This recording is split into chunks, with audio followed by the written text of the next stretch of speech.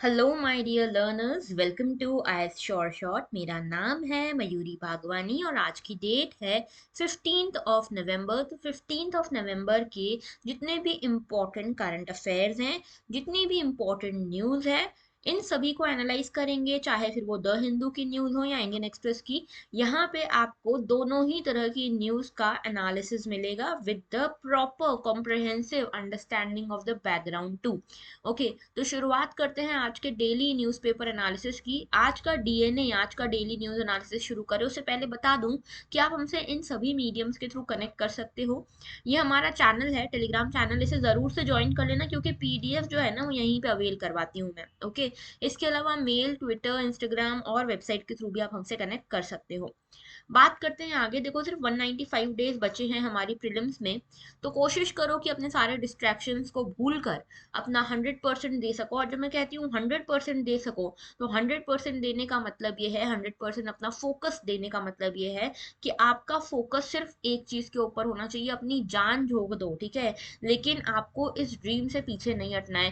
Quit करने के बारे में नहीं सोचना है, ठीक है। आप चाहो तो ब्रेक्स ले सकते हो, आप चाहो तो कुछ टाइम का ब्रेक ले सकते हो। जब लो फील होता है तो जाओ थोड़ा मूवी वूवी देख लो, अपने फ्रेंड्स के साथ घूम लो, ठीक है, लेकिन क्विट करने का मत सोचो, क्योंकि क्विट करना is not in are dictionary. Okay, तो हमें हर वो चीज करनी है जिससे हमारा जो ड्रीम है वो फुलफिल होता है। ऑलराइट, आगे बात करते हैं टुडेज पिंच ऑफ पॉजिटिविटी की। What is coming is better than what is gone. हम कई बार सोचते हैं कि कल का ये टारगेट बनाया था, हुआ ही नहीं, परसों का ये टारगेट बनाया था, हुआ ही नहीं, तो हम वो ही सोच के डीमोटिवेट हो जाते हैं और उसके चक्कर में आने वाले वीक को भी खराब कर देते हैं। इन सब चीजों को छोड़ो, जो हो गया वो हो गया, वॉट इज गॉन। अभी जो आने वाला है उसकी तरफ फोकस करना है। ओके, आगे बात करते हैं। पहला आज का आर्टिकल है atomic energy hydrogen power India net zero plan. तो बेसिकली देखो, ये पेज नंबर 1 द हिंदू से है ये न्यूज, और ये कनेक्ट आप कर सकते हो जो एनवायरमेंट वाला टॉपिक है ना उससे, पेपर 3 के। अभी हुआ क्या है कि United nation framework convention for climate change की 27th मीटिंग है, इजिप्ट में चल रही है, COP27, ठीक है। इसमें इंडिया ने अपनी लॉन्ग टर्म स्ट्रैटेजी बताई हुई है, ठीक है। लॉन्ग टर्म स्ट्रैटेजी क्या है हमारी? हमारी लॉन्ग टर्म स्ट्रैटेजी में हमने कुछ अपने लिए की माइलस्टोन्स की टारगेट्स रखे हैं, ठीक है। और हमारा जो COP26 हुआ था लास्ट ईयर, जो मीटिंग हुई थी उसमें हमारे मोदी जी गए थे, ठीक है। और उन्होंने एक प्लेज ली थी कि बाय 2070 हम अपने देश को कार्बन न्यूट्रल बना देंगे, यानी कि जीरो कार्बन एमिशन हमारे यहाँ से, जीरो नेट कार्बन एमिशन हमारे यहाँ से होगा। तो नेट जीरो का टारगेट हम लेकर आए थे पिछले ही साल। हाँ, ठीक है, जब पिछले साल COP26 ग्लासगो में हुई थी, अब COP27 इजिप्ट में हो रही है। तो यहाँ पे यूनाइटेड नेशंस की जो ये कॉन्फ्रेंस ऑफ पार्टी है, कहाँ हो रही है? शर्म अल शेख में हो रही है, ठीक है। यहाँ पे सभी कंट्रीज ने अपनी अपनी लॉन्ग टर्म स्ट्रैटेजीज बताई है, ठीक है, कि किस तरह से वो लो एमिशन पाथ रखने वाले हैं। ऐसे में इंडिया ने भी अपना बताया है कि हम क्या क्या करने वाले हैं, ठीक है। इसमें इंडिया ने बताया कि भाई देखो, हम अपना जो न्यूक्लियर पावर कैपेसिटी उसको बढ़ाएंगे बाय 3 फोल्ड। ओके, इसके अलावा हमने ये भी बोला कि हम इंटरनेशनल हब बनना चाहते हैं ग्रीन हाइड्रोजन का, ठीक है। तो ग्रीन हाइड्रोजन हब हम बनना चाहते हैं सो दैट हम यहाँ पे रिन्यूएबल एनर्जी से एनर्जी को ड्राइव कर सकें। इसके अलावा हमने इथेनॉल ब्लेंडिंग के लिए भी अपने टारगेट सेट कर दिए हैं, ठीक है। कुछ और चीजें, एक तो नेट जीरो, जो हमारा नेट जीरो का जो टारगेट है, अभी देखो 2022 चल रहा है, ठीक है, अब आने वाला है 2070। इन 50 सालों में, बीच में लगभग 50 साल है, तो 5 डिकेड्स हैं बीच में। इन 5 डिकेड्स में हमारा एम होगा कि हम कार्बन न्यूट्रल बने, जीरो कार्बन एमिशन करें, नेट जीरो, ठीक है। और इसके अलावा हम अपना हाइड्रोजन, ग्रीन हाइड्रोजन पावर जो है उसको और बढ़ावा दें। ओके, और ग्लोबल इकोनॉमी में कंट्रीब्यूट करें टेक्नोलॉजिकली, एवोल्यूशन के फॉर्म में, सभी तरह से। ओके, अब पहली चीज ये है कि हमने क्या क्या किया है। हमने एक नेशनल हाइड्रोजन मिशन लॉन्च किया है 2021 में ही, जिसके कारण हम ये एम कर पा रहे हैं कि इंडिया को हम आने वाले समय में ग्रीन हाइड्रोजन हब बनाएंगे। दूसरी चीज हमने ये बोले कि बाय 2032 हम अपनी न्यूक्लियर कैपेसिटी को 3 फोल्ड कर देंगे, 3 टाइम्स हम मल्टीप्लाई कर देंगे। तीसरी चीज हमने बोले कि बाय 2025 हम इथेनॉल ब्लेंडिंग का टारगेट 20% तक अचीव कर लेंगे। इसके साथ में हम अपने इलेक्ट्रिक व्हीकल्स का जो यूज़ है ना उसको बढ़ाएंगे, पब्लिक ट्रांसपोर्टेशन में भी इलेक्ट्रिक व्हीकल्स को लेकर आएंगे। फिफ्थ है, हम अपने क्लाइमेट फाइनेंस को इंक्रीज करेंगे, और ये क्लाइमेट फाइनेंस हम इंक्रीज करेंगे from the developed Nations. Okay, और सिक्स्थ है कि हम अपनी लॉन्ग टर्म स्ट्रैटेजी इस तरह से बनाएंगे कि हमने जो प्लेज ली थी पेरिस क्लाइमेट डील के दौरान कि हम इस सेंचुरी के एंड तक यानी कि 2100 तक जो टेम्परेचर राइज है उसको 2 डिग्री सेल्सियस पर रोकेंगे, तो यही प्लेज हम कंप्लीट करने की कोशिश करेंगे। ओके। और इस COP27 में हमारे एनवायरमेंट मिनिस्टर भूपेंद्र यादव जी ने पार्टिसिपेट किया था, जिन्होंने ये सारी बातें माइलस्टोन और प्लेजेस के बारे में बताया है। ओके।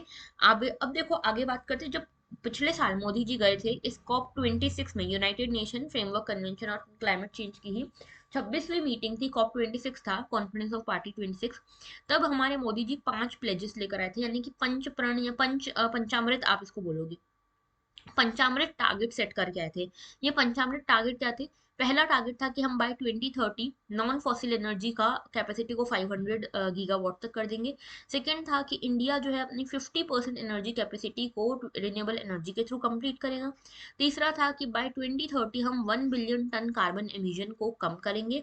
चौथा था कि बाय 2030 इंडिया जो है अपनी कार्बन इंटेंसिटी को 45% तक कम करेगा। एंड पांचवा था कि 2070 तक हम नेट जीरो बनेंगे, नेट जीरो एमिशन का टारगेट पूरा करेंगे। नेट जीरो का मतलब क्या है? नेट जीरो का मतलब यह है कि जितना कार्बन डाइऑक्साइड आप रिलीज कर रहे हो एटमॉस्फेयर में, उतना ही कार्बन डाइऑक्साइड आपके पास अब्जॉर्ब करने की पावर हो एटमॉस्फेयर में। यानी कि व्हीकल्स वगैरह के थ्रू आप, इंडस्ट्रियल एक्टिविटीज के थ्रू आप यहाँ पे कार्बन डाइऑक्साइड रिलीज कर रहे हो, और आपका ट्रीज जो है इतनी है, फॉरेस्ट कवर इतना है, ओशन इतने हैं, मैंग्रोव इतने हैं कि ये CO2 उतना ही अब्जॉर्ब हो जा रहा है। तो अल्टीमेटली बचा क्या एटमॉस्फेयर में? कुछ नहीं, जीरो, नेट जीरो। तो इसीलिए इसको नेट जीरो एमिशन कह रहे हैं। ओके। और अलग अलग कंट्रीज ने अपने अलग अलग टारगेट रखे थे। चाइना ने बोला कि भाई हम 2060 तक ये टारगेट पूरा करेंगे नेट जीरो का। यूएस ने बोला कि हम 2050 तक करेंगे। इंडिया ने बोला हम 2070 तक करेंगे। ठीक है, तो अलग अलग कंट्रीज ने अलग अलग टारगेट्स अपने लिए रखे थे लास्ट टाइम पे। बात करते हैं आगे, और देखो आगे की बात कर रहे हैं, और इसमें देखो आपको बता दूं कि अगर आप नेट जीरो टारगेट अचीव करना चाहते हो तो कुछ स्टेप्स हैं। जैसे कि यहाँ पे पहली चीज तो ये कि हमारी जो council on energy environment and waters है, इन्होंने बोले नेट जीरो टारगेट हमको अचीव करना है तो उसके लिए एनर्जी ट्रांजिशन को पहले हमको समझना पड़ेगा, क्लाइमेट पॉलिसी को स्टडी करना पड़ेगा। दूसरी चीज, सोलर पावर कैपेसिटी जो है उसको हमको इंक्रीज करना पड़ेगा अपनी। ठीक है, अगर हम नेट जीरो टारगेट को अचीव करना चाहते हैं। कोल के यूसेज को, स्पेशली पावर जनरेशन में कोल के यूसेज को कम करना पड़ेगा। क्रूड ऑयल के कंजप्शन को कम करना पड़ेगा, और ग्रीन हाइड्रोजन को हमको बढ़ावा देना पड़ेगा। ये सारे पॉइंट्स आपके लिए इंपॉर्टेंट है फॉर मेंस। ओके। आगे बात करते हैं। नेक्स्ट हमारा आर्टिकल जो है ये बात करता है किसकी? ये बात करता है फोर्स्ड कन्वर्जन की, फोर्स्ड रिलीजियस कन्वर्जन। तो देखो हो क्या रहा है, हो या यहाँ कुछ ऐसा रहा है कि रिलीजियस कन्वर्जन जो है वो फोर्स्ड तरीके से हो रहे हैं। ठीक है, फोर्स्ड तरीके से रिलीजियस कन्वर्जन हो रहे हैं, और यहाँ पे रिलीजियस कन्वर्जन को रोकने के लिए सुप्रीम कोर्ट ने बोला है कि जो ये फोर्स कन्वर्जन है वो नेशनल सिक्योरिटी के लिए एक बड़ा थ्रेट है, फ्रीडम ऑफ रिलीजन के लिए एक बड़ा थ्रेट है। सुप्रीम कोर्ट ने बेसिकली इस रिलीजियस कन्वर्जन्स के मुद्दे को उठाया है, और ये कहा गया है कि कई सारे ऐसे लोग हैं, कई सारी ऐसी मिशनरीज वगैरह चल रही हैं जो पुअर पीपल या ट्राइबल पीपल को टारगेट करके इनका रिलीजियस कन्वर्जन करवाना चाहते हैं। ठीक है, अब ये जो होता है ना, ये हमारी सिक्योरिटी के अगेंस्ट है, नेशनल सिक्योरिटी के अगेंस्ट है, रिलीजियस फ्रीडम के अगेंस्ट है, और सिटीजन के कंसाइंस के भी अगेंस्ट है। तो सेंटर को, गवर्नमेंट को यहाँ पे स्टेप इन करना चाहिए, कोई लॉ बनाना चाहिए जिसके थ्रू ये रिलीजियस कन्वर्जन जो है, फोर्सफुल रिलीजियस कन्वर्जन या डिसीटफुल रिलीजियस कन्वर्जन जो है वो रुक सके। ओके। तो ये एक सीरियस थ्रेट है, सीरियस इशू है। देखा ये जा रहा है कि मास कन्वर्जन हो रहे हैं उन लोगों के जो socially and economically under privileged हैं, स्पेशली SC और ST कम्युनिटी से जो बिलोंग करते हैं। ठीक है, तो इसके लिए सेंट्रल गवर्नमेंट को कहा गया है कि भैया आप एक लॉ वगैरह पास करो जिसके थ्रू ये नहीं हो पाए। क्योंकि अभी क्या होता है कि अगर कोई आपको कोई SC या ST कम्युनिटी है, ठीक है, जो बहुत अंडर प्रिविलेज्ड है, उसको अगर कोई राइस व्हीट या क्लॉथ भी दे देता है ना, तो बदले में उसको बोलता है कि अब आप अपना रिलीजन जो है वो कन्वर्ट करो, अपना जो फेथ है उसको कन्वर्ट करो। बट अल्टीमेटली देखो ये कोई लॉजिक नहीं बनता इसको कन्वर्जन का, या इस कन्वर्जन को लेकर, या फिर इसके लिए एक लॉ प्रॉपर लाने की हमको जरूरत है। ओके। तो देखो रिलीजियस कन्वर्जन होता क्या है?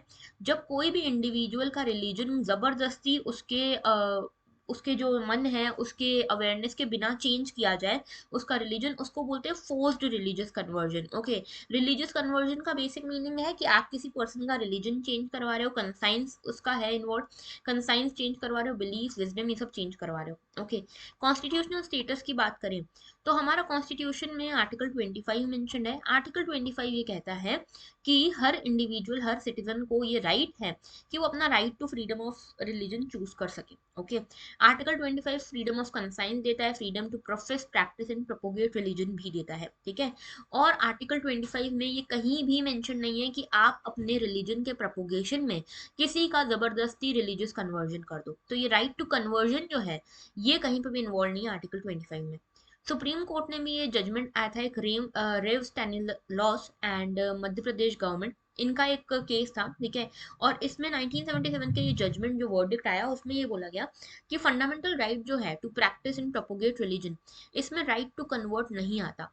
तो राइट टू प्रोपोगेट में राइट टू कन्वर्ट नहीं आता। ओके, इसके अलावा आर्टिकल 25 में ये भी कहा गया है कि जो गवर्नमेंट है, जो स्टेट है, वो लॉ इनेक्ट कर सकता है, लॉ बना सकता है इस चीज के लिए कि कोई भी पर्सन किसी और का रिलीजियस कन्वर्जन फोर्सफुली, फ्रॉड से या एल्योरमेंट से ना कर पाए। ठीक है, और दूसरा, अगर कोई कन्वर्जन होता भी तो उसका रजिस्ट्रेशन हो पाए, इसके लिए भी स्टेट एक लॉ बना सकता है। आर्टिकल 25 ही ये कहता है। ठीक है, इसके अलावा अभी तक देखोगे तो कोई भी गवर्नमेंट लेजिस्लेशन हमारे सेंट्रल लेवल पे है नहीं जो रिलीजियस कन्वर्जन को रोकती हो या रेगुलेट करती हो।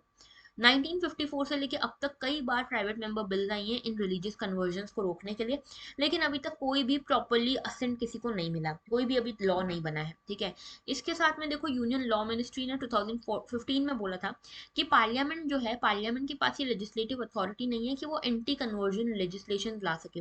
लेकिन आप देखते हो कई सारे स्टेट्स जो हैं वो इस तरह के एंटी कन्वर्जन लेजिस्लेशन लाए हैं, चाहे फिर वो उड़ीसा हो, मध्य प्रदेश हो, अरुणाचल हो, या ये सारे स्टेट्स, झारखंड हो गया, उत्तराखंड हो गया, गुजरात, हिमाचल, छत्तीसगढ़, इन सभी स्टेट्स में ये एंटी कन्वर्जन लॉज एग्जिस्ट करते हैं। ओके, बात करते हैं अगली, तो अगला हमारा आर्टिकल है centre seeks time from Supreme Court in places of worship act case. Okay, तो यहाँ पे देखो बात क्या हो रही है, ये जो है ये प्लेसेस ऑफ वर्शिप एक्ट से रिलेटेड पूरा इंसिडेंट है।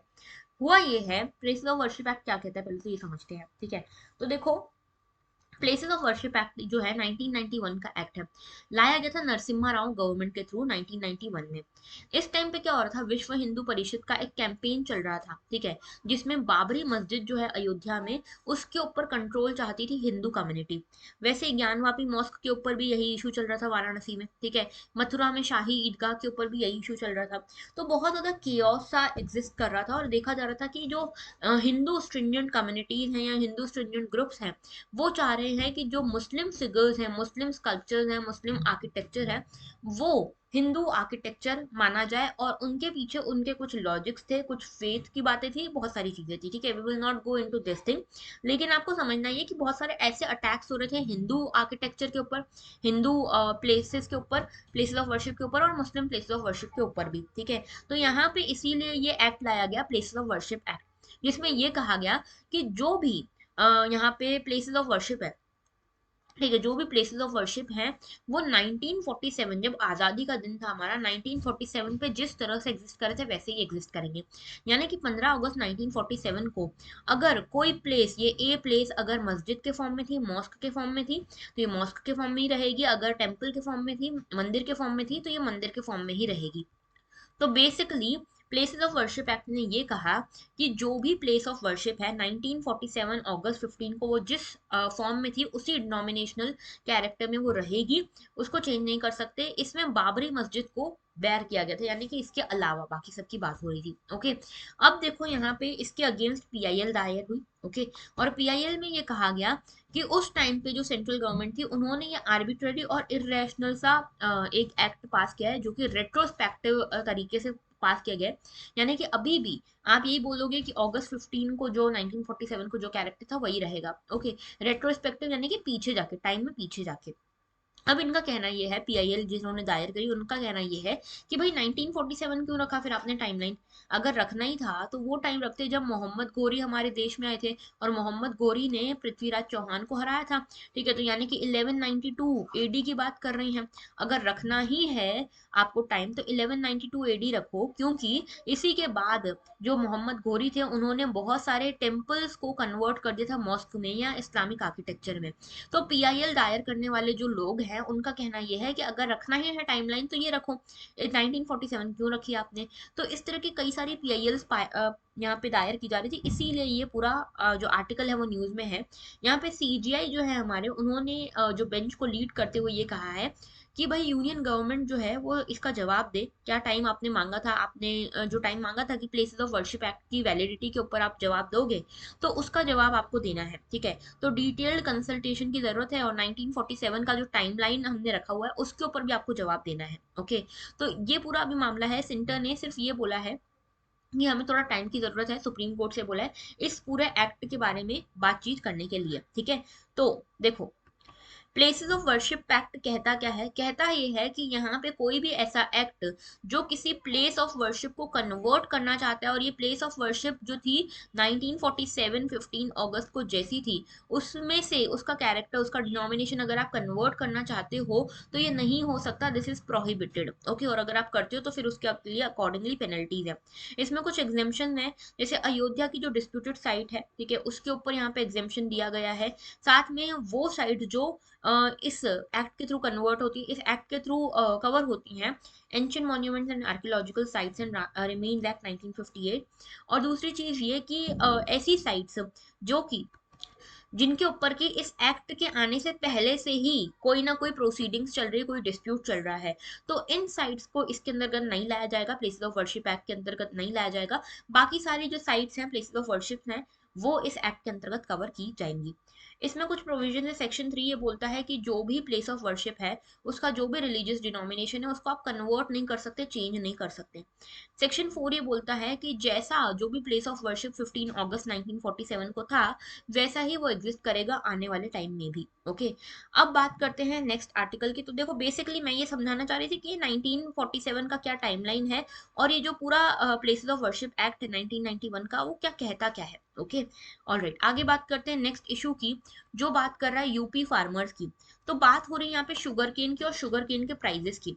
अब देखो ये क्या है, शुगर केन के प्राइजेस की क्या बात हो रही है, ये हम समझ लेते हैं। ओके, तो देखो हो कुछ यूं रहा है कि यूपी की जो गवर्नमेंट है उन्होंने बोला है कि इस बार शुगर केन की जो है वो बम्पर क्रॉप हुआ है। ठीक है, बम्पर हार्वेस्टिंग हुई है, और इस टाइम पे कोई अलग से ये शुगर केन एडवाइज्ड, जो स्टेट एडवाइज्ड प्राइजेस हैं शुगर केन के, वो नहीं अनाउंस किए जाएंगे। ठीक है, ये कहा जा रहा है।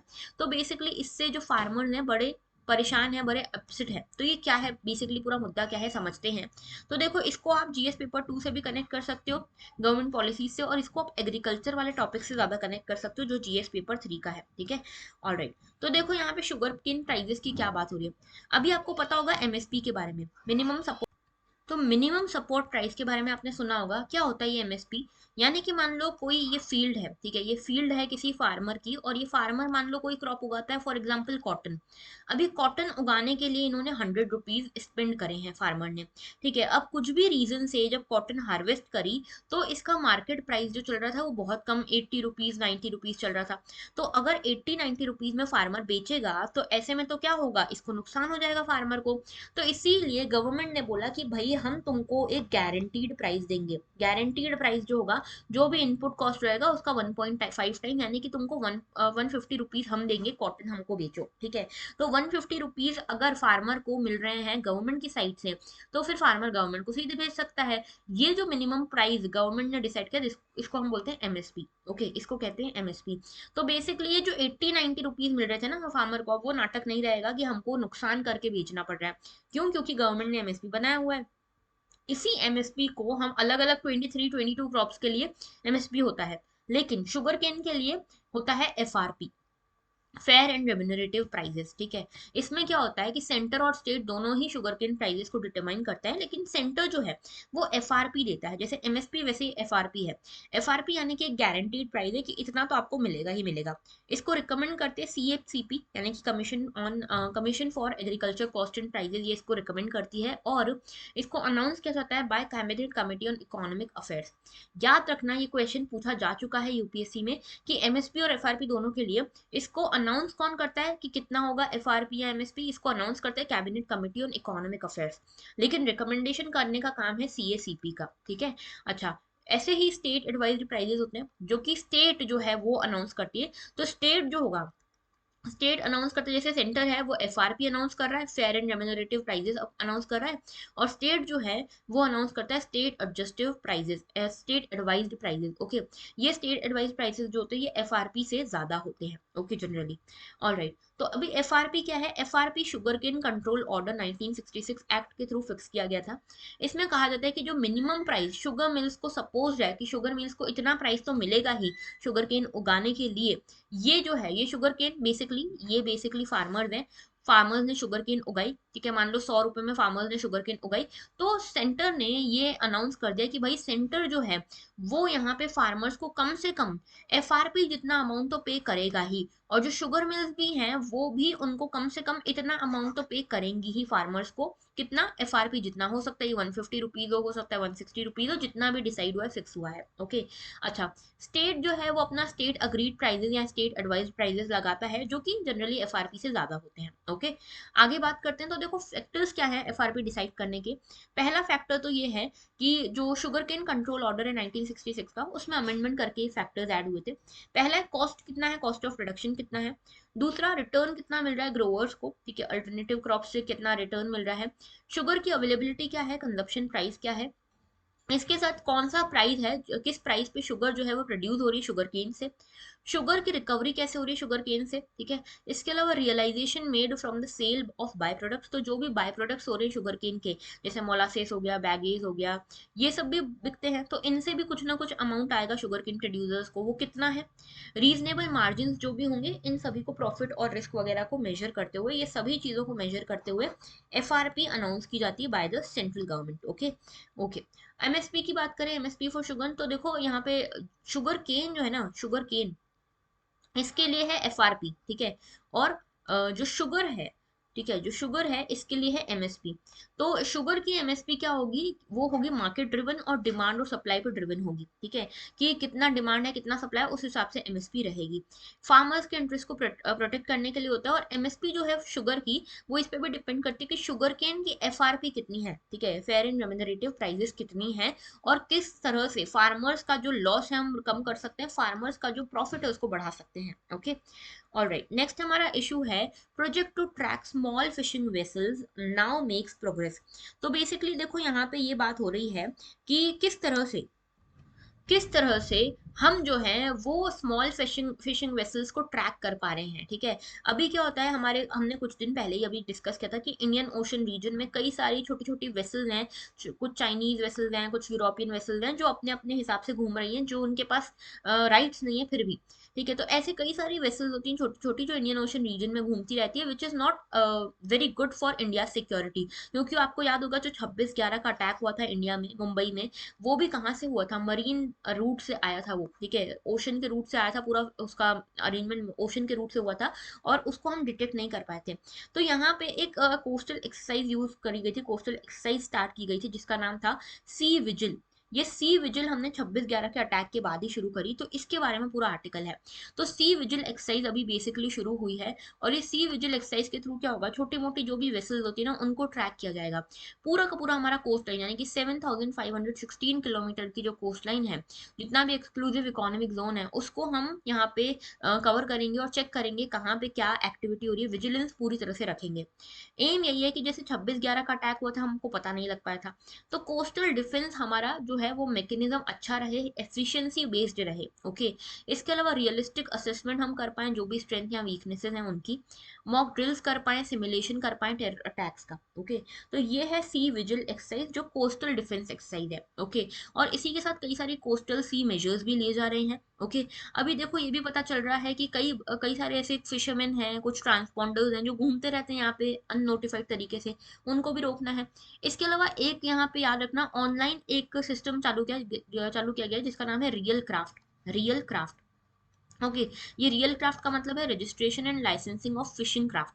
तो जो भी फिशिंग वेसल है ना, उनको यहाँ पे रजिस्ट्रेशन करना पड़ेगा ऑनलाइन फॉर्म में, सो दैट उनका वेरिफिकेशन हो सके फिशिंग वेसल्स का। ओके, तो ये रियल क्राफ्ट क्या है पूछा जाए तो याद रखना है। ओके, कुछ बहुत मेजर नहीं है, बस इतना सा ही आर्टिकल था।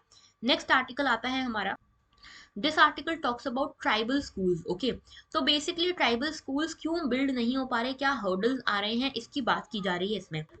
तो देखो, बात हो रही है यहाँ पे एकलव्य मॉडल रेसिडेंशियल स्कूल्स की। एकलव्य मॉडल रेसिडेंशियल स्कूल्स क्या हैं, ये पहले बात कर लेते हैं। तो देखो, एकलव्य मॉडल रेसिडेंशियल स्कूल्स जो है, गवर्नमेंट ऑफ इंडिया की एक स्कीम है मॉडल रेसिडेंशियल स्कूल्स बनाने के लिए for the scheduled tribes. Okay, यहाँ पे जो नोडल मिनिस्ट्री इन्वॉल्व है वो है मिनिस्ट्री ऑफ ट्राइबल अफेयर्स। 1977 से 1978 7 सॉरी 1997 से 1998 के बीच में ये स्कीम लॉन्च की गई है, एकलव्य मॉडल रेसिडेंशियल स्कूल्स की। ओके, एम यही है कि जो शेड्यूल्ड ट्राइब से रिलेटेड चिल्ड्रन हैं, शेड्यूल्ड ट्राइब से आने वाले बच्चे हैं, उनको रिमोट एरियाज तक में भी एजुकेशन फैसिलिटीज नहीं मिल पाती।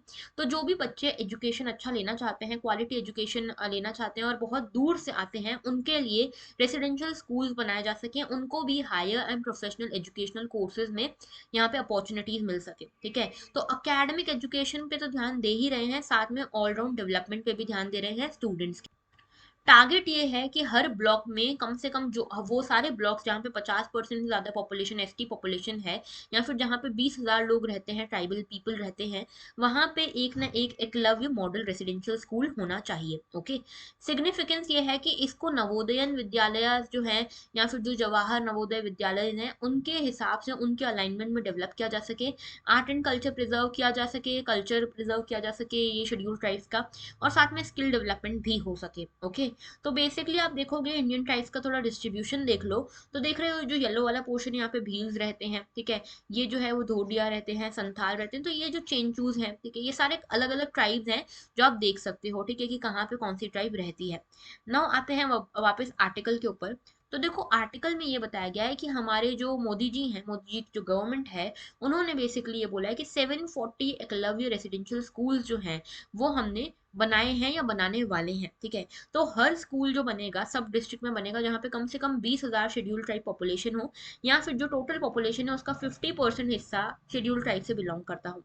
अब यहाँ पे गवर्नमेंट जो है इस मिशन के ऊपर लगी हुई है, लेकिन पार्लियामेंट्री स्टैंडिंग कमेटी जो है वो ये कह रही है कि जो आपने नए ये जो चीज लाए हो ना, आप जो नए मैकेनिज्म लाए हो, पॉपुलेशन क्राइटेरिया लाए हो, ये सब जो चीजें लाए हो, ये इम्प्रैक्टिकल सी हैं। क्यों ऐसा कहा जा रहा है इसकी भी बात करेंगे, लेकिन आइडिया क्या है। आइडिया है एकलव्य मॉडल रेसिडेंशियल स्कूल्स बनाने का। 1997-98 की ये स्कीम है, जिसमें ये कहा गया कि जो एम है वो ये है कि जवाहर नवोदय विद्यालय जैसे बनाए गए हैं, केंद्रीय विद्यालय जो बनाए गए हैं, जो काफी सक्सेसफुल मॉडल्स रहे हैं, ठीक है, एजुकेशन के, इसी मॉडल पे मिनिस्ट्री ऑफ ट्राइबल अफेयर्स ने सोचा कि हम भी एकलव्य मॉडल स्कूल बनाते हैं। ठीक है, और यहाँ पे यूनियन गवर्नमेंट ने भी कुछ पैसे सैंक्शन किए हैं, फंड सैंक्शन किए हैं। ओके, तो जो भी गाइडलाइंस है ना स्कीम की, वो सेंटर बनाता है, लेकिन इनको इम्प्लीमेंट करने का ऑन ग्राउंड काम स्टेट करता है। इसमें जो ग्रांट्स होते हैं वो आर्टिकल 275 के अंतर्गत सेंटर स्टेट्स को देता है। ओके, और साथ में जितनी भी इंफ्रास्ट्रक्चरल रिक्वायरमेंट्स वगैरह हैं, कि पहले 20 एकड़ का प्लॉट चाहिए होता था, ओके, और अलग अलग क्राइटेरिया थे, उनको भी थोड़ा सा चेंज किया गया, रिवैम्प किया गया है। ओके, तो देखो 2018-19 में इसको पूरे स्कीम को रिवैम्प किया गया, और यूनियन गवर्नमेंट ने बोला कि ज्यादा पावर्स जो है वो सेंट्रल गवर्नमेंट के पास भी रहेंगी। इसके लिए नेस्ट बनाया गया। नेस्ट का क्या मतलब है, national education society for tribal students. ये नेस्ट जो है ये ट्राइबल स्टूडेंट्स के लिए, इनके एम्पावरमेंट के लिए सोसाइटीज बनाई गई, जो कि यहाँ पे काम करेंगी ये एकलव्य मॉडल स्कूल बनाने का भी। ओके, स्टेट लेवल पे भी इसी तरह की ऑर्गेनाइजेशन बनाई गई। कहा गया कि ट्राइबल पॉपुलेशन जो है, ट्राइबल पॉपुलेशन का एक क्राइटेरिया सेटअप किया गया। ओके, और कहा गया कि इस हिसाब से ट्राइबल स्कूल बनाए जाएंगे। दूसरी जो रिक्वायरमेंट थी कि 20 एकड़ का प्लॉट होना चाहिए, उसको कम करके 15 एकड़ का कर दिया गया। ओके, अभी देखा जा रहा है कि भाई बोल रहे हैं कि 740 स्कूल्स हमको बनाने हैं। इन 740 स्कूल में से सिर्फ 332 हैं जो सैंक्शन हुए हैं, ठीक है। टारगेट है अभी 452 बनाने का, 452 और हमको बनाने हैं यहाँ पे स्कूल्स। ओके, अब देखो यहाँ पे ये भी है कि जो ये 15 एकड़ का जो रिक्वायरमेंट है, ये भी काफी अभी ज्यादा तरीके से ज्यादा अवेयर नहीं है लोग इसको लेकर। तो आइडेंटिफिकेशन और एक्विजिशन जो है लैंड का, वो भी अभी डिस्प्यूटेड चल रहा है काफी सारे स्कूल्स में। तो जो भी स्कूल्स बनाए जा रहे हैं, एक तो है कि पॉपुलेशन क्राइटेरिया जो है वो इम्प्रैक्टिकल सा कहा जा रहा है। दूसरा चीज सैंक्शन नहीं हुए हैं कई सारे स्कूल। तीसरी चीज कई सारे स्कूल सैंक्शन हो गए लेकिन लैंड डिस्प्यूट चल रहा है। कुछ स्कूल हैं जहाँ एक्सट्रीमिज्म अफेक्टेड एरियाज हैं, नॉर्थ ईस्ट के एरियाज हैं जहाँ पे सबसे ज्यादा जरूरत है, वहां पे भी नहीं हो पा रहा because of these land dispute. कुछ कह रहे हैं कि ट्राइबल पॉपुलेशन बहुत स्कैटर्ड है, इसीलिए यहाँ पे ये जो एकलव्य मॉडल स्कूल है वो नहीं बन पा रहा, क्योंकि चाहिए कि एक साथ रहती हो 20,000 की पॉपुलेशन। ओके, तो ये नहीं हो पा रहा। तो अभी करंट स्टेटस क्या कहता है? करंट स्टेटस यही है कि देखो 688 स्कूल जो है वो सैंक्शन हो चुके हैं, 392 इसमें से फंक्शनल है, ठीक है। कुछ स्कूल्स जो फंक्शन नहीं है उसमें लैंड एक्विजिशन का चक्कर अटका हुआ है, ओके, या फिर कुछ है जो अंडर कंस्ट्रक्शन है। तो कुल मिला के ये पूरा अभी स्टेटस रहा है एकलव्य मॉडल स्कूल्स का। नेक्स्ट हम बात कर रहे हैं अपने नेक्स्ट आर्टिकल की, जो कि है रिगार्डिंग वर्ल्ड बैंक। तो वर्ल्ड बैंक की एक रिपोर्ट आई जिसमें ये कहा गया कि इंडिया को अभी 840 बिलियन डॉलर और खर्च करने पड़ेंगे अर्बन पॉपुलेशन की जो नीड्स हैं उनको केटर करने के लिए।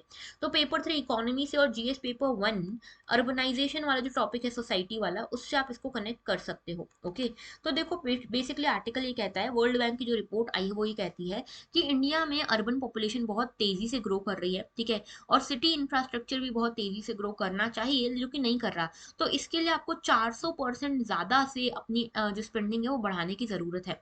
तो इंडिया की अगर इंफ्रास्ट्रक्चर नीड्स की बात करें तो यहाँ पे कई सारे कमर्शियल फाइनेंसिंग वगैरह में इश्यूज हैं, ठीक है। और इस इन्वेस्टमेंट, इसमें काफी ज्यादा इन्वेस्टमेंट लगेगी, 840 बिलियन डॉलर की इन्वेस्टमेंट लगेगी अगर हम यहाँ पे म्यूनिसिपल सर्विसेज हो गई, सीवरेज हो गया, सॉलिड वेस्ट मैनेजमेंट हो गया, स्ट्रीट लाइट्स हो गई, इनके ऊपर काम करना चाहते हैं तो, ठीक है। तो यहाँ पे नीड्स बहुत हैं, डिमांड्स बहुत हैं जो कि केटर नहीं हो पा रही हैं।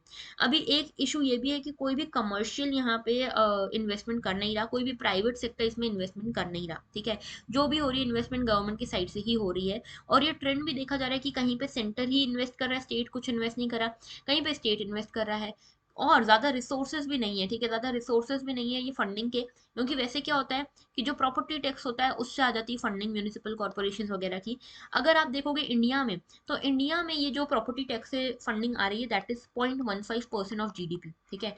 जबकि बाकी देशों में यही जो 0.15% हमारे इंडिया में, यही 0.3 से 0.6% फंडिंग होती है बाकी देशों में, which is very much higher, लगभग डबल या फिर 4 टाइम्स है बाकी देशों में जितना हमारे यहाँ पे हो रहा है उसके कंपैरिजन में। ओके, तो इसीलिए हमें वर्ल्ड बैंक का हिसाब से यही है कि फाइनेंस जो है हमें बढ़ाने की कोशिश करनी चाहिए, इसमें हमको प्राइवेट सेक्टर को भी लेकर आना चाहिए। ओके, मल्टी स्टेक होल्डर इसको बनाना चाहिए। ऑलराइट, तो ये पूरा न्यूज था। अच्छा, वर्ल्ड बैंक ने ये भी कहा है कि अभी 5% ऑफ द अर्बन इंफ्रास्ट्रक्चर जो है वो आ रहे हैं प्राइवेट सेक्टर से, जिसको बहुत ज्यादा बढ़ाने की हमको जरूरत है। ओके, वर्ल्ड बैंक की बात करें तो एक प्रीलिम्स के लिए इंपॉर्टेंट चीज यही है कि वर्ल्ड बैंक ग्रुप में कौन कौन आता है आपको पता होना चाहिए। एक तो आता है वर्ल्ड बैंक खुद, जिसका ऑफिशियल नाम देखोगे तो international bank for reconstruction and development है। दूसरा आता है आईडीए, ठीक है, इंटरनेशनल डेवलपमेंट एसोसिएशन। तीसरा आता है आईएफसी, इंटरनेशनल फाइनेंस कोऑपरेशन। चौथा आता है मीगा, मीगा यानी कि मल्टीलेटरल इन्वेस्टमेंट गारंटी एजेंसी। और पांचवा आता है international centre for settlement of investment disputes. Okay, तो ये 5 सेक्टर्स हैं, 5 एंटिटीज हैं जो वर्ल्ड बैंक ग्रुप के अंतर्गत आती हैं। ओके, ऑलराइट, आज का पहला क्वेश्चन आप सभी के लिए, पहला क्वेश्चन है आपका रिगार्डिंग फेडरलिज्म, इंडियन फेडरलिज्म को लेकर है। इसका सही जवाब मैं एक्सपेक्ट करूंगी कमेंट सेक्शन में। और मैपिंग में आज बहुत इंपॉर्टेंट, बहुत इंटरेस्टिंग से क्वेश्चन है। मैपिंग का पहला क्वेश्चन है सरगासो सी के बारे में, कि सरगासो सी के आसपास कौन कौन सी कंट्रीज आती हैं, कौन कौन से ओशन करंट्स या ओशन का पार्ट है, वो कौन कौन से ओशन पार्ट में है सरगासो सी, और कौन कौन से ओशन करंट्स इसको सराउंड करते हैं, ये आपको बताना है। ओके, तो ये 3 चीजें आपको बतानी है मैपिंग एक्सरसाइज में से। कल के जो क्वेश्चन मैंने आपसे पूछे थे उनका जवाब आपको कल की ही वीडियो के नीचे जो कमेंट सेक्शन है वहां पे पिंड मिल जाएगा कमेंट के फॉर्म में। Okay, alright. और इसके अलावा सी सेट से रिगार्डिंग एक आज क्वेश्चन है क्वेश्चन जो है ये प्रॉफिट लॉस से रिलेटेड है, तो इसको भी सॉल्व करके इसका भी आंसर कमेंट सेक्शन में देना मत भूलना। अगर चेक करना चाहते हो कि कहाँ पे स्टैंड कर रहे हो, कैसी परफॉर्मेंस जा रही है, तो ये कमेंट्स को आप अवॉइड मत करना, कमेंट करना मत भूलना, ओके। ऑलराइट, तो अगर आपको ये लेक्चर अच्छा लगा तो लाइक करना मत भूलना, शेयर करना मत भूलना और सब्सक्राइब करना तो बिल्कुल ही मत भूलना। That was all, thank you for watching and have a very good day.